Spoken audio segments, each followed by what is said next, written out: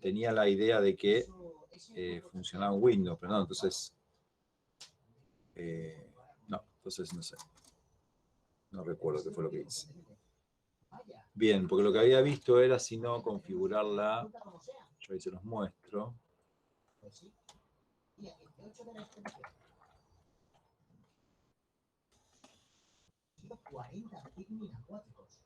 Para que no bloquee. Por lo menos tenemos ya el camino despejado a varias frutas, así que no va a ser un problema en la comida. Pero ¿dónde se metió Luis? La cebolla azul ha expulsado una semilla de pigment que se ha plantado en la tierra. Parece que eso le ha costado toda la energía que le quedaba. Acá usa el getchar. ¿Sí? Pero lo que hace es configurar la... Este es un comando de... Pero lo que pasa es que esto es... Depende del sistema operativo, digamos. Va a funcionar en Linux o en Unix, pero no va a funcionar en Windows. Configura la terminal, la SDI, para que no bloquee. Y de ahí sí, cuando ejecuta el getchar, es no bloqueante, digamos, entonces... No sé si el término es no bloqueante, no espera a que se presione el Enter. ¿Sí? Si no, de esa forma lo podrían solucionar. Pero bueno, vos lo pudiste hacer mejor, me parece, con el get, con el fgets, me dijiste. Con el fgets, sí.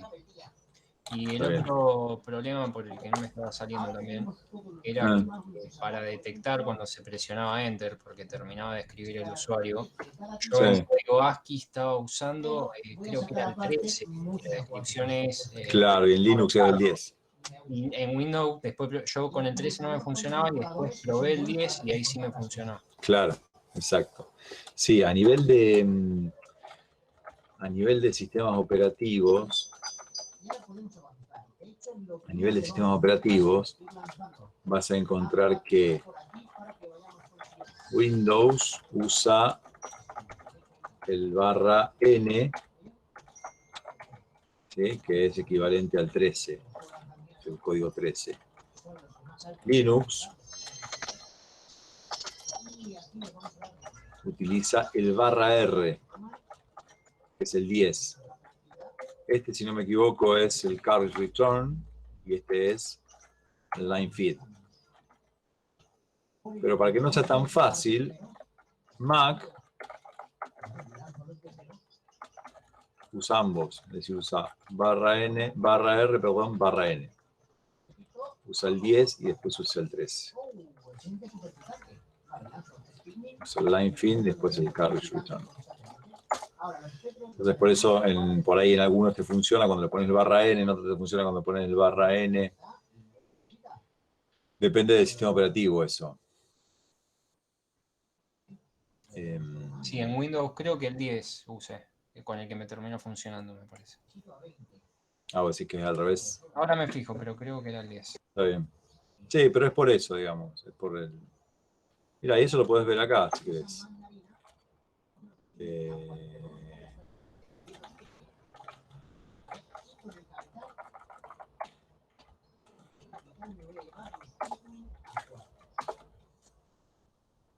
Fíjate que yo apreté Enter acá. Este punto.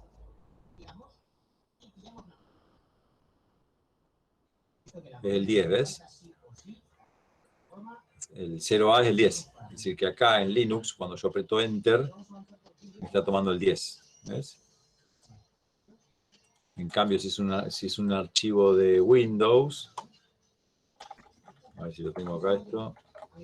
Ahí me fijé y el 10 me funcionó a mí, en Windows. Claro, en Windows. Sí, en Windows. El 13 no me funcionaba. A ver. Ves que acá en Windows, qué raro. Bueno, acá yo lo convertí a Windows, mirá. Y me agregó el 13, el 0D, y el 10 también me dejó. Mirá. Me agregó los dos en realidad. ¿Ves? Bueno, para mí era distinto, pero habría que ver. ¿Por qué fue que te tomó el 10? Me dijiste en Windows. En Windows el 10, sí. Mm. Con el 13, Bueno. cuando le daba Enter, en la consola hacía el salto de línea, pero seguía escribiendo, o sea, no me terminaba Sí. no me terminaba el programa, digamos. Bueno, Sino ¿lo, que le lo daba subiste Enter. ya? ¿Lo pudiste subir? Sí, sí, en el Classroom. Ah, bueno. Dale, lo voy a mirar entonces. Sí, los tengo que mirar porque todavía no vi nada. Bien. Bueno, ¿tienen algo para mostrar? ¿Alguna duda? Yo temas no voy a arrancar. No sé si hablaron con Pablo ayer. Que ya confirmamos la semana del parcial. Me habían preguntado el otro día. Vamos a hacer en la primera semana de octubre. ¿Sí?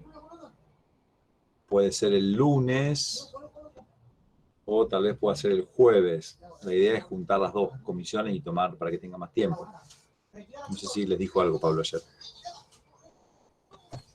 Sí, comentó algo de que era la Ah, bueno. Bien. Así que temas, hoy más que nada, a ver si tienen algo para mostrarme, alguna duda, algún ejercicio. El lunes yo lo que voy a hacer es pasarles un examen viejo, un parcial viejo, ¿sí? Con ejercicio como para que lo vean, para que practiquen. Y bueno, la idea es ir tratando de evacuar todas las dudas que tengan para el parcial. ¿Tienen algo para mostrar? ¿Algún ejercicio? ¿Algún tema que no se haya entendido, que quieren que lo veamos de nuevo? No sé.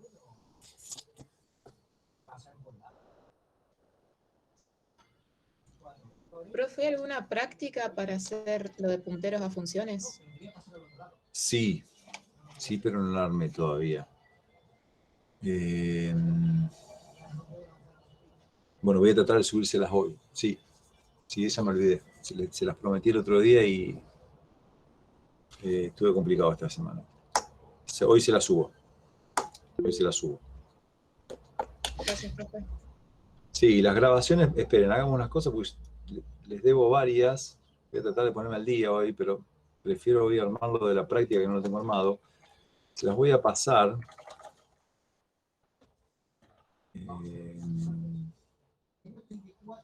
Esto sería... Ustedes son comisión 1, ¿no? Comisión, ¿cuánto? 2. Comisión 2. 2. Bien, les paso, tengo acá, estas deben ser las últimas 3 que yo no subí. Si falta alguna más, a ver si las puedo subir hoy el fin de semana, pero me parece que estas eran las últimas que no había subido. Se las paso por acá por el chat, así ya las tienen, y después yo actualizo ahí la página.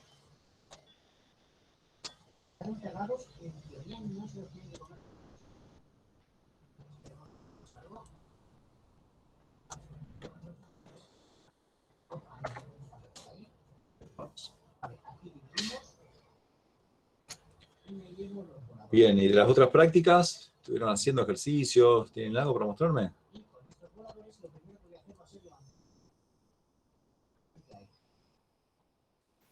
Yo estaba haciendo la de punteros, pero había Sí. algunas consignas que no sabía en qué quería que use los punteros. Hay algunos que son medio raros, ¿eh? Sí, hay algunos. Ahí pueden pasar dos cosas, que lo hayamos copiado de algún lado y lo tradujimos y quedó inentendible, o querés mostrármelo y lo vemos a ver si... O sea, había un ejercicio que Sí. lo hice y decía usar punteros donde sea necesario, pero Ah. no necesité usar punteros. Entonces no sé. Bueno, qué sé yo, capaz que... sí, tendría que mirarlo a ver qué... No, capaz que era eso, para ver que no necesitaba, que podía resolverlo sin usar puntero. No, capaz que está bien, ¿eh? Pero puede ser que haya alguno que esté... Yo te digo, si lo ves medio raro que no se entiende, es porque capaz que es alguno que lo sacamos de algún lado que estaba en inglés o lo tradujimos. Sí, pero hay veces que los enunciados no quedan claros. El 4, de la práctica de puntero, el ejercicio 4, sí. No sé si lo A hice ver. bien lo que pedía. Llegué a un resultado, pero no Sí. entendí bien lo que pedía. A ver, Si para. lo podemos ver. Dale. La verdad que... Aunque eso no lo haya terminado puedo lanzar aquí algún picnic, la verdad, porque para poder apuntar tengo que tenerlo todo terminado. Me hace falta para poder avanzar al otro lado y pillar las cosas que están allí. Vale, en alguna parte... Ah, mira, es que quedan 5 fichas ahí. Son las últimas. De acuerdo. Vamos a por ellas y terminamos de construir esto de aquí. ¿Cuál sería práctica? Está. Errores comunes. ¿Cuál sería? No sé quién había No está preguntado. compartiendo la pantalla. Ah, perdón. Perdón. Vamos, chicos. Pensé que les había compartido todo el... Eso será una fuga mismo. Pues mira, bien. Por aquí. Por aquí tengo... Vamos. Nos quita. ¿Venid, chicos? Cuidado que no nos aplaste el combate. Vale, ya tenemos casi. ¿Ahí se ven? Sí, ahí sí. Sí, que había 2 prácticas, una de estructuras y una de punteros. Todavía no hemos explorado y necesitaré picnic. Esa me parece que es la que subió Pablo. No sé si lo puso acá o lo puso acá en novedades. A ver. O lo había subido acá, no me acuerdo.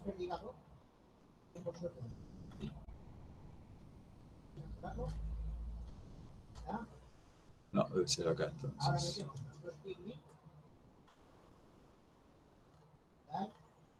Por si acaso voy a desenterrarlos, aunque no pasaría nada. En práctica memoria dinámica. ¿Viste? No, más arriba. Práctica 0, ¿me dijiste? No, memoria dinámica. La que está arriba. Ah. Te escucho mal.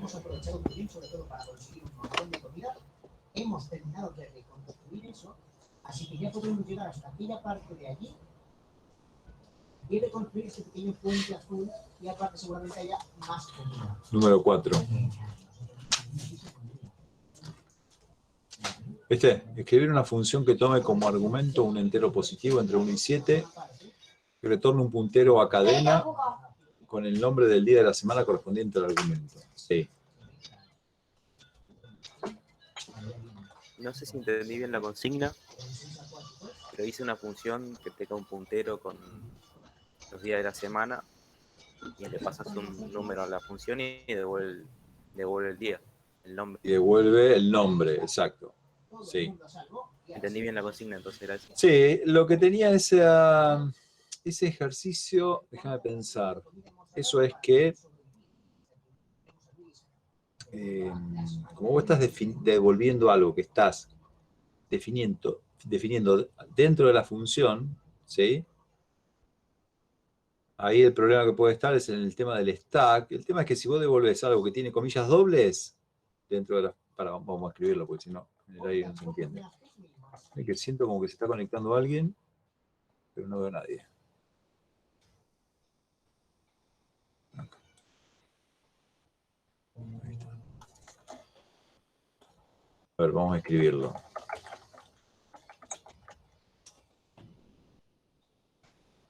Suponete, vos definiste una función que devuelve un puntero, te decía, char, ¿sí? Sí.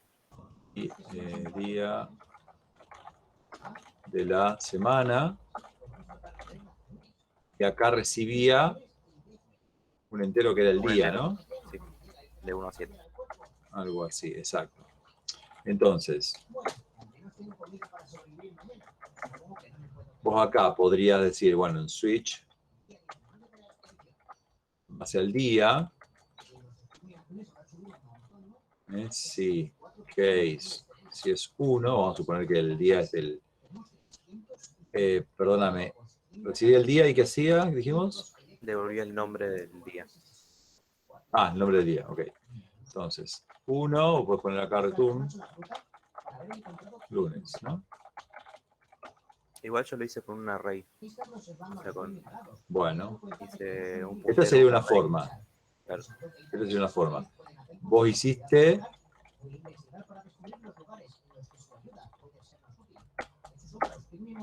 un arreglo, sí. De char puntero, el nombre del array, 7 Y días. acá lo inicializaste, digamos. Sí. Bueno, en definitiva es lo mismo, ¿no? Porque después devolvés esta posición. En definitiva, cuando yo pongo comillas dobles, esto, acuérdense, es una memoria, es una dirección de memoria de la parte de constantes. ¿Sí? O sea que cuando vos devuelvas, bajo el switch o la condición que sea, vos devuelvas AR sub 2, ¿sí? Estás devolviendo la dirección de memoria que está almacenada acá de donde arranca el miércoles sería, ¿no? O sea que, a lo que quiero ir es, el stack frame de esta función, si bien se va a pisar, seguramente cuando yo vuelva al main, las direcciones que yo devolví son direcciones que están en otra zona de memoria y por lo tanto no hay problema. ¿Sí? Es decir, acá en esta función no hay problema, digamos, con el tema del stack frame, a eso me refiero. Era para ver si había entendido bien las cosas. Sí, era eso. Digamos, bueno, era y eso. el 5, el que sigue después de este, el que no sabía en dónde usar los punteros. A ver qué dice.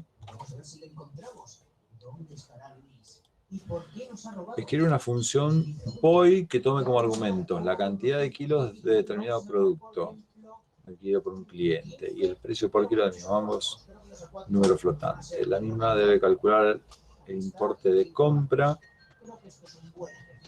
el descuento efectuado a la compra superior a 100.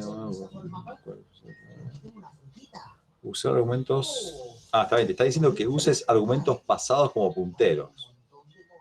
No, donde corresponda. Usar argumentos pasados como punteros. Yo lo hice así, igual como dijo usted, pasándolo como argumentos, digamos. O sea, no, pero sí, no hacía falta, la verdad. Claro, vos lo que hiciste fue pasarle un puntero a los valores, digamos. ¿Sí? Claro. Sí, no es necesario, ¿no? Sí, es medio raro, porque si yo lo paso como valor, puedo hacer el cálculo y retornar a la función. No, acá está. No, ahí está. La función es void.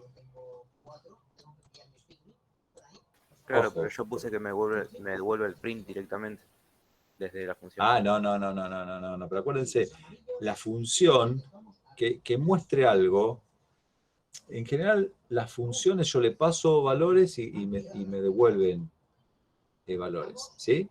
Si yo le pongo un printf, esa función queda limitada a que tenga una pantalla lo que yo estoy haciendo. Y ustedes van a programar microcontroladores o no sé, alguna otra cosa que tal vez no tiene una pantalla conectada. No piensen en pantalla y teclado nada más, digamos. Yo puedo hacer un programa que corra en un, no sé, en un microcontrolador que no tiene ninguno de estos. Entonces las funciones que imprima por pantalla es un caso de uso de esa función, en donde hay un usuario que está mirando la pantalla y tiene un teclado, tal vez. ¿Sí? Pero lo que yo hago, las funciones que yo creo, deberían ser independientes de si hay alguien atrás de la máquina. Porque tal vez para hacer alguna automatización del pasaje, piensen en, no sé, en los depósitos y transacciones. ¿Sí? Si yo la función para hacer una transacción muestro por pantalla y tal vez le sirve si hay alguien atrás de la computadora mirándolo, pero si hay una máquina que tiene que resolver esa transacción, no le sirve. Entonces, mostrarlo puedo mostrar, pero lo muestro como uso del... A ver, vamos a escribir el ejemplo acá.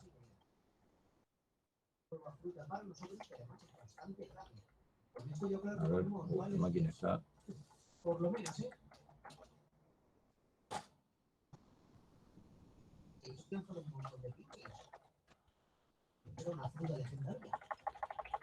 A ver, vos tenés el main, ¿sí?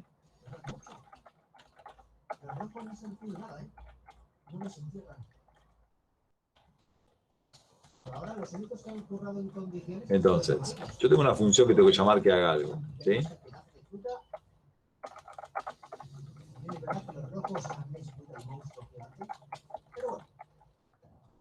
Y de acá la uso a la función. ¿Está bien? Bueno, esta función puede llegar a recibir un entero, ponele.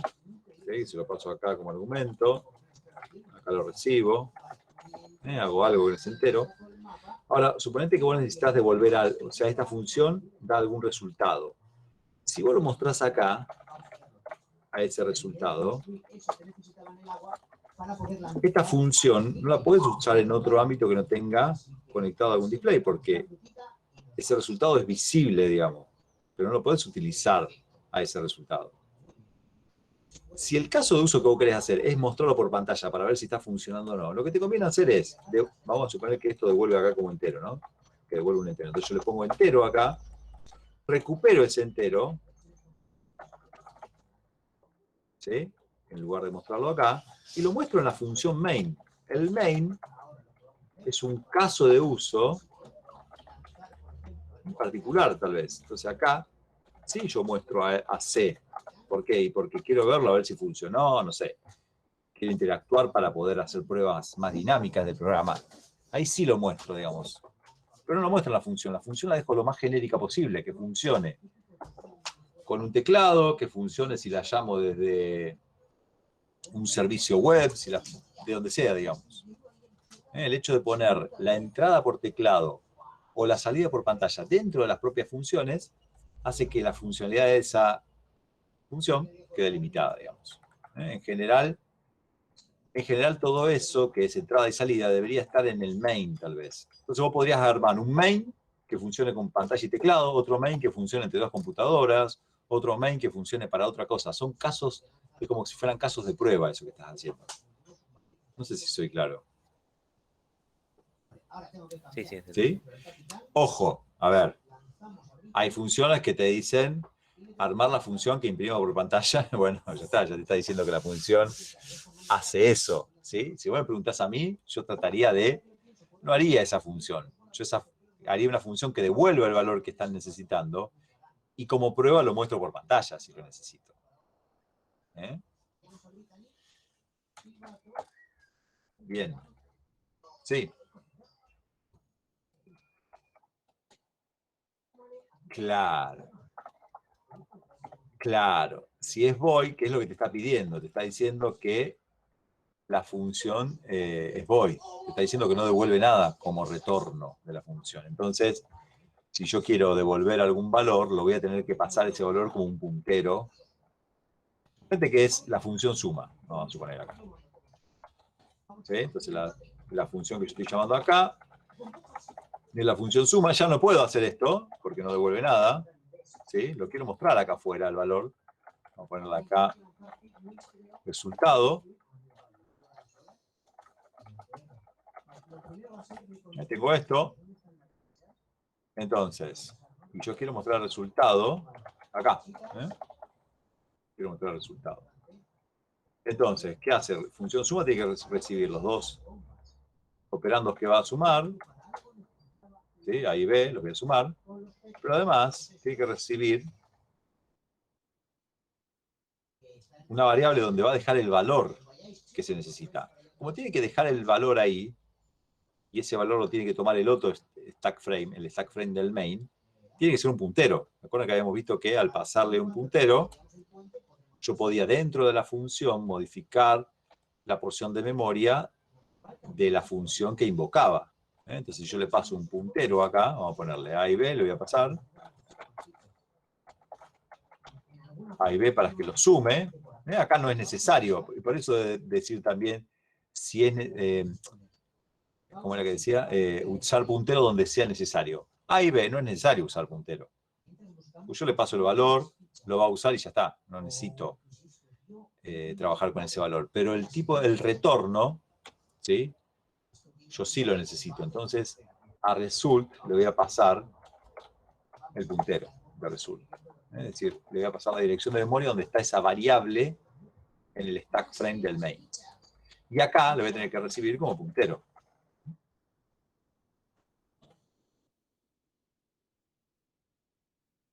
Entonces, tengo que hacer que el resultado sea igual a A más B. ¿Sí? result es un puntero. Almacén. Claro, entonces yo acá le tengo que decir al contenido. ¿Qué toqué? Al contenido de result, asignarle el valor de A más B. Eso lo que va a hacer en definitiva es que en esta posición de memoria que yo había reservado acá arriba, se almacene el resultado de la suma, digamos. ¿Sí? Por ese lado viene. Lo que está pidiendo el ejercicio es eso, que jueguen con esto de pasarle un puntero para devolver un valor. Uno está muy acostumbrado a, cuando le paso alguna función es para que lo use, y para retornar un valor usó la definición de retorno de esa función. Pero bueno, hay casos que vimos que no se puede hacer eso por el tema del stack frame, que pisó el dato. Entonces sería algo así. Sí, perdón.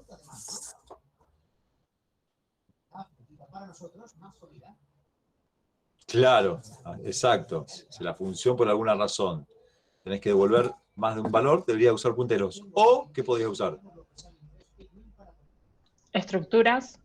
O estructura, exacto. Define una estructura donde tengo dos miembros, por ejemplo, que son los dos valores que vos querés devolver. ¿Sí? Y de esa forma, ahí podrías usar el tipo de retorno, digamos, devolver un objeto de tipo estructura y utilizarlo. Más que un objeto de tipo estructura. Bueno, depende de cómo lo hayas almacenado ese objeto de tipo estructura. Porque si usaste malo, que está bien, podés devolverlo. Pero si creaste el objeto dentro de la función, ten cuidado porque esa reserva de memoria se hizo en el stack frame de la función y por lo tanto cuando devolvés podés llegar a pisarlo. Sí, bien. Sí, muchas veces cuando necesitas devolver más de un valor, tal vez es porque esos datos están relacionados de alguna forma. Entonces, te conviene definir un tipo nuevo que sea una estructura que represente esa combinación. El hecho de abstraer a través de estructuras, en general, simplifica el código que estás haciendo. Una pregunta. Sí. Cuando a una función le pasamos como parámetro una estructura, ¿ese pasaje de parámetros se está haciendo por valor o por referencia? Eso es... si yo le paso, es por valor, porque es la copia del valor, en realidad. O sea... Pero ahí no duplica la... A ver, déjame escribirlo. Porque los array, por ejemplo, se pasan por referencia siempre en las funciones. Exacto. ¿Pero hay claro. algún otro caso o es el único caso? Exacto, el array, ¿para qué lo estoy pensando? Si yo defino la estructura...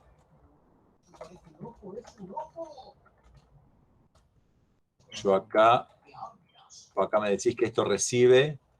Ahí está, recibe un struct persona, ¿no? O P, vamos a ponerle. Ahí. Entonces yo en el main, ¿sí?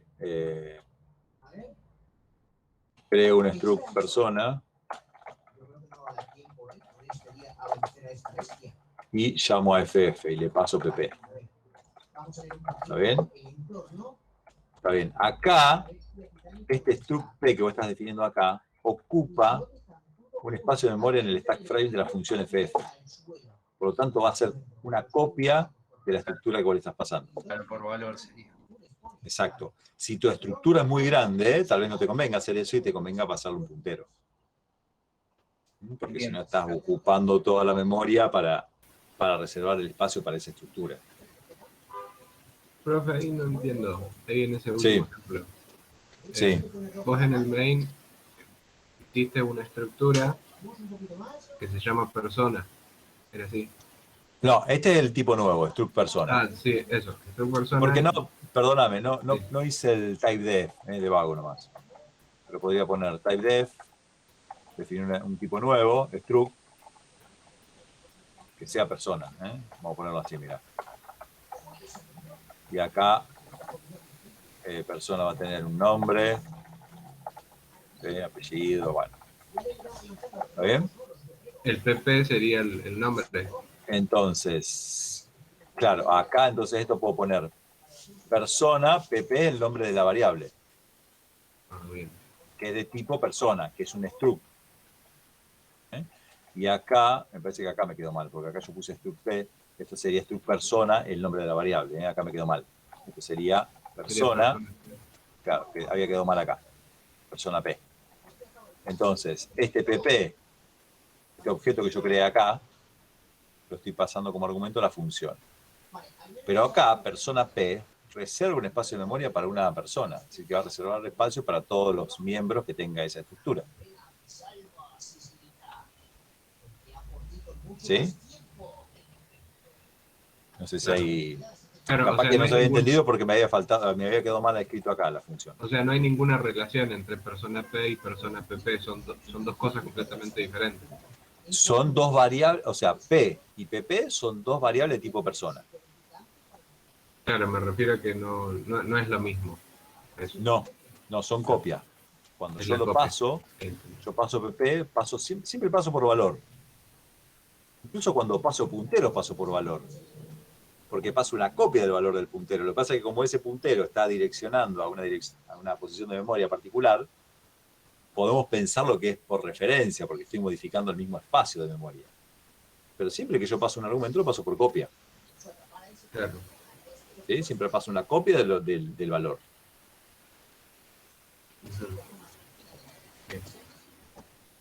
Bien.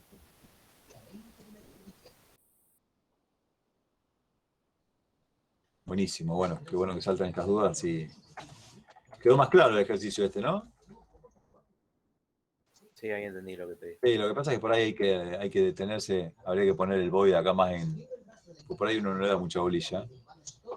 Más en negrita, digamos, como para que quede reflejado de que tiene que ser. Y en estos ejercicios traten de respetar el prototipo que les pide, porque tal vez se los pide de una forma particular por algo, digamos, para obligarlos a hacer algún tipo de ejercicio. Fíjense que este de acá, no sé si lo hicieron, este que es de punteros a cadenas, son las implementaciones de todas las funciones que están en string.h. ¿Sí? O parece, hay algunas que están ya ahí definidas. Para contar la cantidad de caracteres. Está bueno.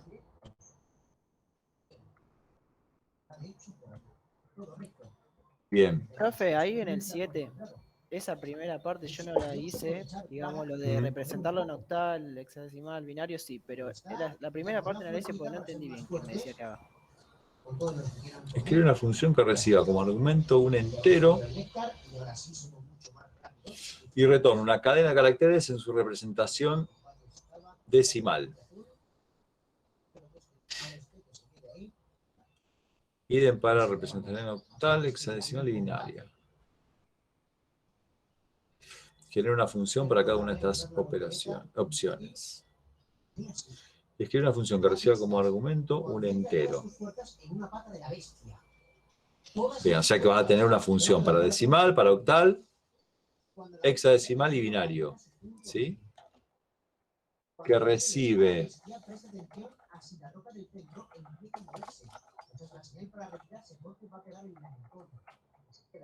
tenés, sería convierte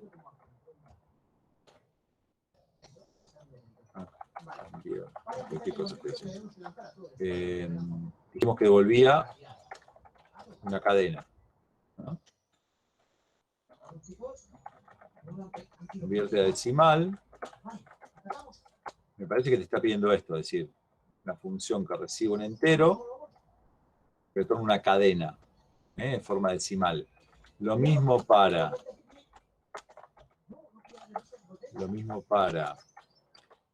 otra función que sea convierte a octal.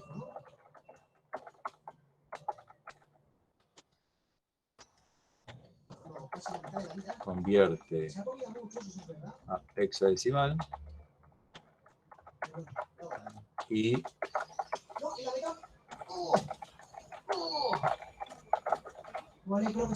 convierte a binario. ¿No?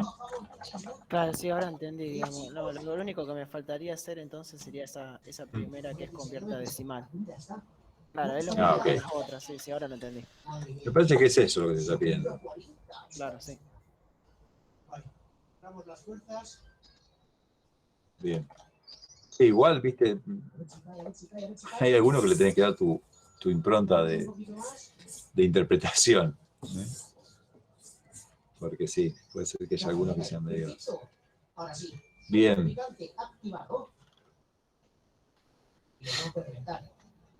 Dale, sí, dale, dale.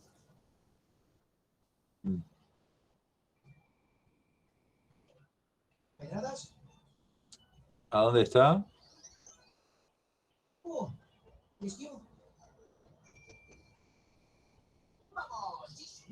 Ah, mira, no lo vimos a esto. Acá lo que está definiendo es una enumeración. Está definiendo un tipo nuevo, ¿sí? A ver dónde lo usa después. Acá, mira. ¿Ves? Fíjate que acá lo usa como tipo. ¿Ves que dice mash-min, digamos? Este es el tipo de dato, ¿sí? Lo que está haciendo acá es, siempre que vean typedef es porque está definiendo un tipo de dato nuevo, delante de una estructura, lo que sea. Pero acá dice que es una enumeración. La enumeración es un conjunto de, es una variable que puede tener un conjunto de valores determinados, ¿sí? Yo lo que estoy definiendo acá es may-min, que es un tipo de dato que puede ser mayúsculas o minúsculas, puede tener alguno de estos valores. Entonces, fíjate que la función string may-min recibe una variable m que es de ese tipo, ¿ves? Vamos a ver si la llama acá. Ahí está, mirá, dice str may-min, ¿qué hace? Le pasa uno de los valores definidos en la enumeración, ¿ves? Le pasa acá mayúsculas y acá le pasa minúsculas. Entonces, a nivel de enumeración, vos estás diciendo que este tipo de dato que estás poniendo acá puede tener estos valores y los estás enumerando los valores dentro de las llaves. Es como para definir un tipo finito de valores posibles que puede tener la variable. Esas son las enumeraciones. Si vos tenés un entero, vos le podés poner cualquier valor dentro del dominio de los enteros, digamos. ¿Sí? Acuérdate que el entero tiene 32 bits, entonces podés ponerle 2 a la 3, sería menos 2 a la 31, 2 elevado a la 31, a 2 a la 31 menos 1. ¿Sí? Posibles combinaciones, digamos. Pero tal vez vos necesitas determinados valores. No sé, querés los valores que podés pasarle a una variable son el 1, el 3 y el 5. Esos 5 valores. Entonces podrías definir una enumeración, ¿sí? En donde los valores que les podés pasar son esos nada más. Es una forma de definir un tipo de dato controlado, si querés. Se usa con colores, qué sé yo, mayúsculas y minúsculas. Yo en esta variable no podría pasarle otra cosa que no sea mayúsculas ni minúsculas. ¿Por qué? Porque es de tipo qué nombre que le pusieron, may-min, digamos. ¿Sí? Es de este tipo. Entonces está limitado a esos valores. Verdadero o falso. Suponete que vos querés manejar verdadero o falso. Una variable que puede ser verdadero o falso. Y podrías definir una enumeración cuyo valor sea verdadero o falso.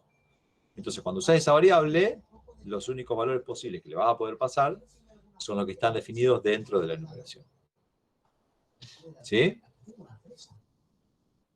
Bien. Sí, en teoría podemos llegar hasta ahí. Vamos a llegar a ver si pillamos la fresa y sacamos alguna fruta más, aprovechando Bien. día. Buen trabajo. Una cosa que me habían preguntado la otra vez, y a mí me había entrado la duda, creo que...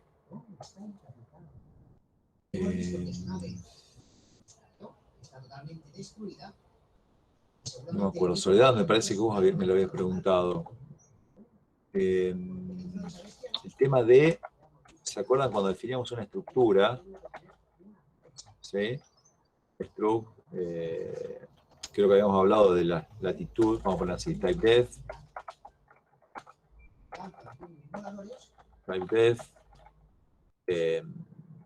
coordenadas, perdón, struct, vamos a poner así, struct,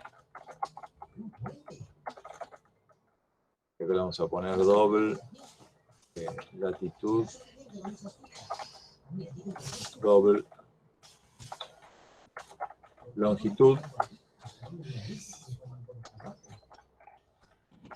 ¿sí? Más que coordenadas, coordenadas sería, porque es una coordenada. Si yo tengo esta estructura y quiero inicializarla, ¿sí? Puedo poner, yo no me acordaba si era en C++ que se podía, pero se puede en C también. Entonces yo puedo crear un objeto de tipo coordenada, vamos a poner coordenada C1 igual, y acá entre llaves puedo poner, ¿sí?, los valores que le quiero asignar. Entre llaves, esto lo que va a hacer es cada uno de los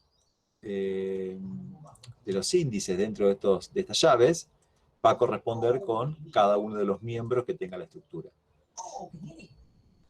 En este caso estaría asignándole 1,23 a la latitud y 4,34 a la longitud.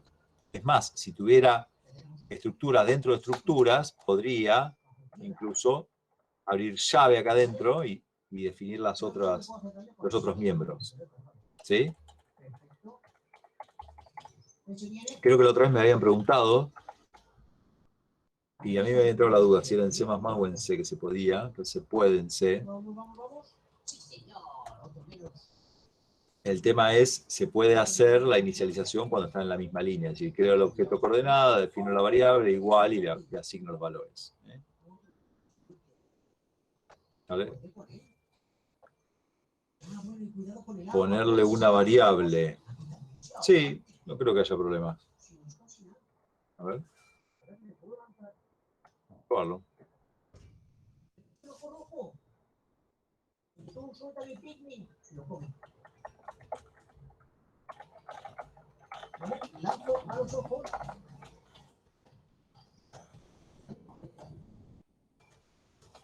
No tengo del todo claro. Ojo los ojos. Mira, si le pone rojo. A ver. Y se le cierra. Y ahora le golpeo. Vamos, vamos, vamos. Vale, es así como lo tengo que hacer, daño. Pongo al ojo.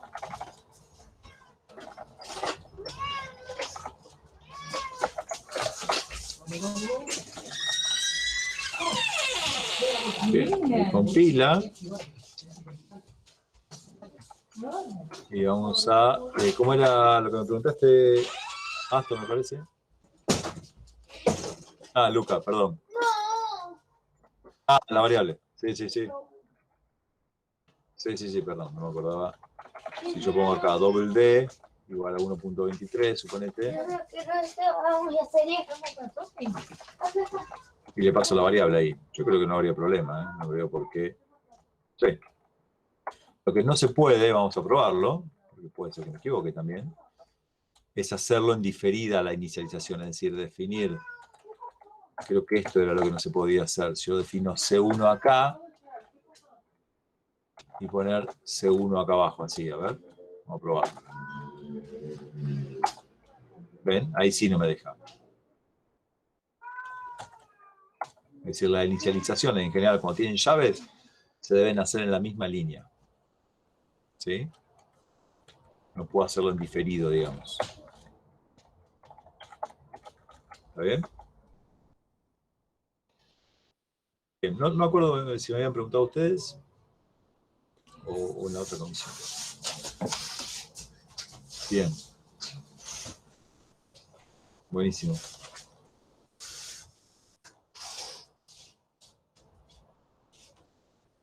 Bueno, bien, si están laburando con los ejercicios. Buenísimo. ¿Alguna otra duda? Sí, sí, sí, sí, sí. No, ¿cómo les va a ir mal? Ya están arrugando. No, sí, va a tener nota de aprobación, digamos, o no aprobación. Si les va mal, seguramente va a haber un recuperatorio de ese parcial. ¿La regularidad depende de ese parcial? La regularidad depende, no lo hablé con Pablo, pero en general ustedes tienen el trabajo que les dio Pablo, el de Euclides creo que era, ¿sí? Que era para entregar, les dio creo que un tiempo para entregarlo, ¿no? Sí, el Tienen el 30. trabajo Sí. ese, ahí está, bueno. Tienen el parcial y tienen los trabajos prácticos que después les vamos a pasar, que tienen que ver con las estructuras dinámicas. Hay que entregar, en general lo que tomábamos era o el parcial o el TP, digamos. Es decir, alguna de las dos cosas tienen que entregar. Si no entregan nada, van a quedar libres seguro. Ahora, si les fue mal en el parcial, entregaron los trabajos prácticos, entregaron el TP de Euclides, van a quedar regular, pero en algún momento van a tener que hacer el parcial que deben. ¿Se entiende? Para aprobar la materia hay que aprobar todo, pero para quedar regular, hacer alguna de las entregas, es decir, que bueno, estuvieron de alguna forma siguiendo la materia, eso bastaría como para la regularidad. ¿Sí? Es decir, no, si les va mal, lo pueden recuperar. ¿Qué puede pasar? Que les vaya mal y que, no sé, en el recuperatorio no se puedan presentar. Por X motivo. Bueno, traten de entregar entonces los trabajos, cuestión de quedar regular, y en algún momento cuando vayan a rendir la materia van a hacer lo que les falta del parcial y después entregar el trabajo final. ¿Sí? Pero van a ver que los trabajos tampoco son muy complejos, digamos. Que le dediquen un tiempito los van a poder resolver. No sé. Para el parcial. No, capaz que más. La idea era tal vez arrancar. Había algunos que tenían problemas por ahí por horario de trabajo. Entonces, tal vez la idea es arrancar tipo 7, 7:15. Y capaz que hasta las 9, 2 horas, 1 hora y media. Va a depender por ahí de la cantidad de contenido. Pero yo creo que 2 horas sí, está bien. Además porque, qué sé yo, por ahí uno se pone nervioso, también los parciales, ese tipo de cosas. Por ahí un poco más de tiempo no viene mal. Pero calcularle eso, que de 7 a 9, ponele. No, Google no. Lo que se puede es usar el MAN. Acuérdense que con el MAN tienen todos los prototipos ahí. Eso yo no se los puedo. A ver, cuando uno se sienta a programar, no es que se mete en un cubículo vacío, todo blanco, y se pone a programar y saca las ideas así de la mente. En general, vos vas consultando porque no te podés acordar. Yo hay cosas que me las acuerdo, pero ya de tanto repetirlas, digamos, no por otra cosa. ¿Sí? Lo que sí está bueno es que vos sepas utilizar la información que tenés. El MAN, que lo tenés ahí, con los prototipos, te alcanza y te sobra, digamos, para poder. Porque a veces te pasa, ¿cómo era la función esta? Y capaz que el IDE no te completa, digamos, no te autocompleta con los argumentos, el tipo de retorno. Entonces, está bueno, digamos, que lo puedas usar el MAN. Pero no por ahí googlear ya no, ya sería demasiado, me parece. O por ahí habría que pensar otro tipo de ejercicio, ¿me entendés? Bien. Yo iba a preguntar algo parecido, si podíamos usar las carpetas nuestras, pero bueno, ya tengo la respuesta. Si se puede. Sí, capaz que habría que pensar otro tipo de ejercicio, digamos, pero ahí sí tal vez sea más tiempo. Pero, digamos, de lo que nosotros hacemos, con que puedan ver los prototipos de las funciones, yo creo que con eso ya. Creo que no me acuerdo si. Se tienen que acordar alguna de las funciones, ¿no? Porque supónganse que. Yo no me acuerdo si. Ahí está, miren. Si ponen. A ver si esto es. No, pero esto es name, string.h, define, macro. ¿Qué me está mostrando acá? Está bien, pero son las funciones, fíjense. le puse el string.h y me está diciendo cuáles son todos los prototipos que tiene. Entonces, si tal vez no me acuerdo de alguno, digo, uy, ¿cómo era para ver el largo de un string? ¿Sí? Y no me acuerdo cómo se llama la función. O sea, si se olvidaron de string.h, sonaron, pero acá lo encuentran. Entonces después pueden poner, a ver, man, string length, y acá ya les dice cómo implementarla, incluso cómo funciona. Es decir, tienen toda la información ahí. ¿Sí? No sé si están todas, ¿sabes? Toby.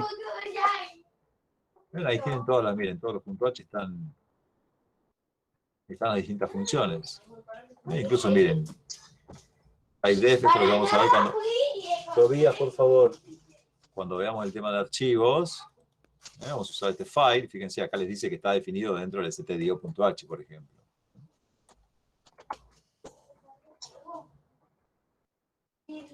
¿Esto del man es exclusivo de Linux? Sí, sí. Porque Pablo había dicho que algunas máquinas tienen Windows. Ah. Ahí van a estar buscando todos cuáles son las que tienen Windows para poder consultarlo. Sí, es...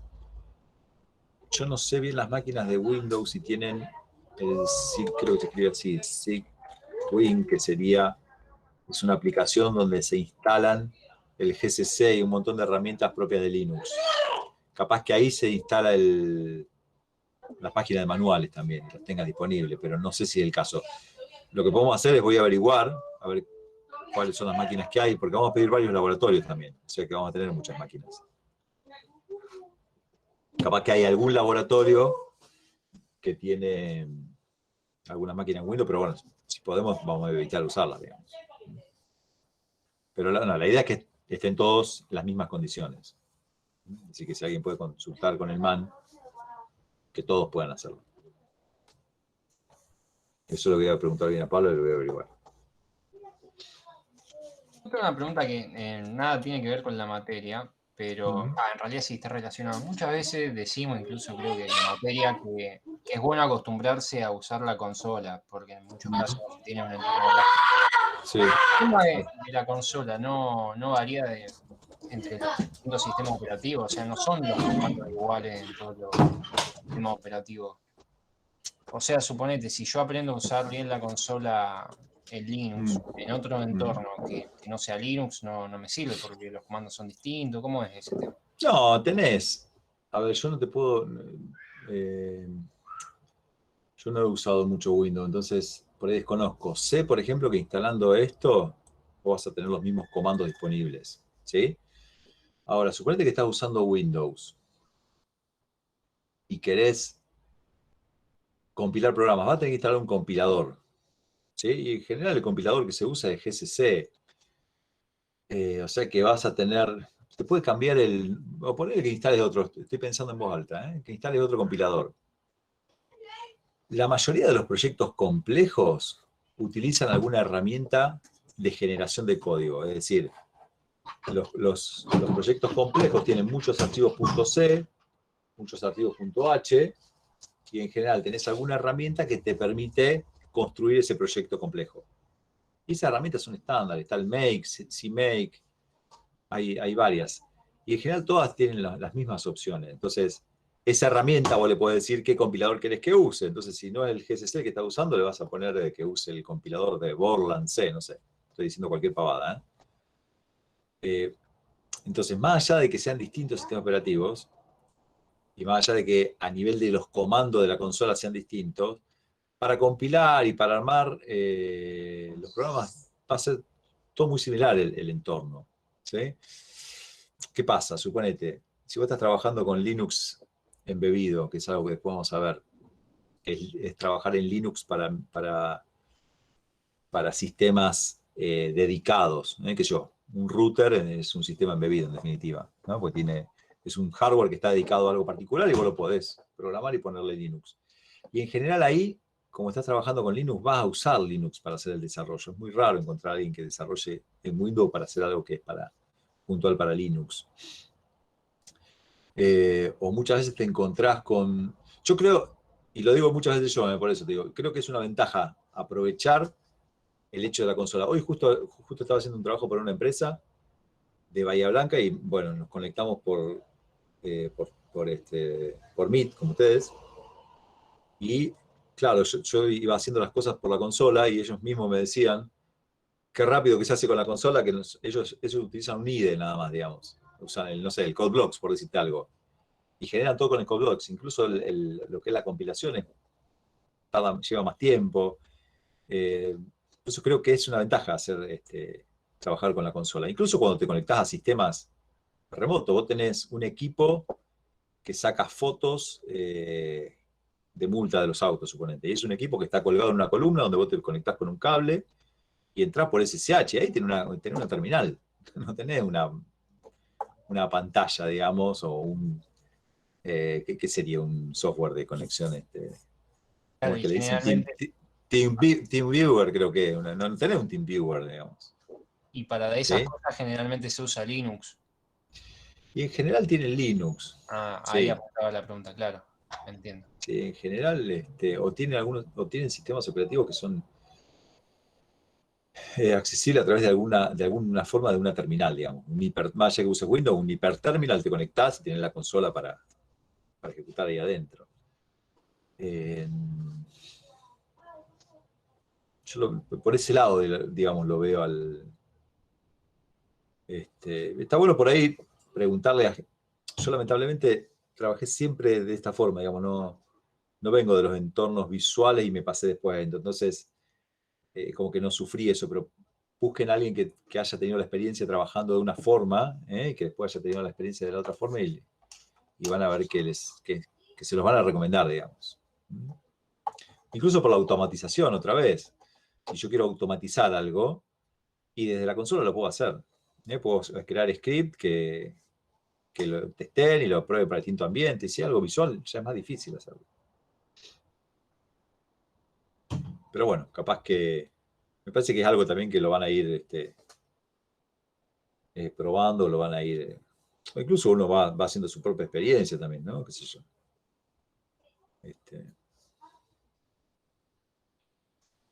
Bien. No sé si te vendí la consola. Me parece que no. No, sí, pero aparte lo he escuchado y leído en un montón de lugares que siempre dicen que hay que acostumbrarse a la consola y nunca entendía el porqué. Sí. Sí. Incluso suponete, vos para depurar con GDB, vos podés usar GDB, o podés usar algunos entornos visuales para depurar. Pero ¿qué pasa? Muchas veces los entornos visuales no tienen todas las opciones que vos tenés a través de la línea de comando. Entonces, si bien tenés ese wrapper sobre el programa de depuración, muchas veces queda limitado por la interfaz gráfica, digamos, que te tiene que brindar. Entonces ahí tenés, bueno, con ustedes vimos algo de Git, ¿no? Git hay un montón de herramientas para usarlo visualmente, digamos. Pero en general cuando tenés algún problema o hay cosas que no entendés bien de todo cómo funcionan, cuando te vas a la línea de comando tenés un montón de opciones ahí disponibles para trabajar, más que las de entorno visual. O a veces el entorno visual falla y vos lo único que ves es una barrita que no avanza, digamos. Y ¿por qué no avanza la barra esta? Si te vas a la línea de comando es muy probable que puedas obtener información de por qué no avanza esa línea. Bien. Buenísimo. Bueno, ¿alguna otra duda? No sé, algo que me quiera mostrar.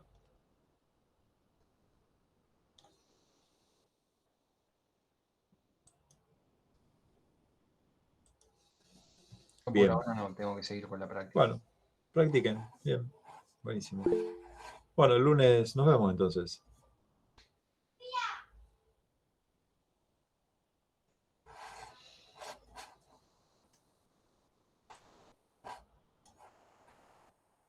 Cualquier cosita, voy a tratar de actualizarle entonces todo lo de la práctica. Tengo que armar lo de la práctica de funciones. Voy a ver si la puedo transcribir hoy y se la subo.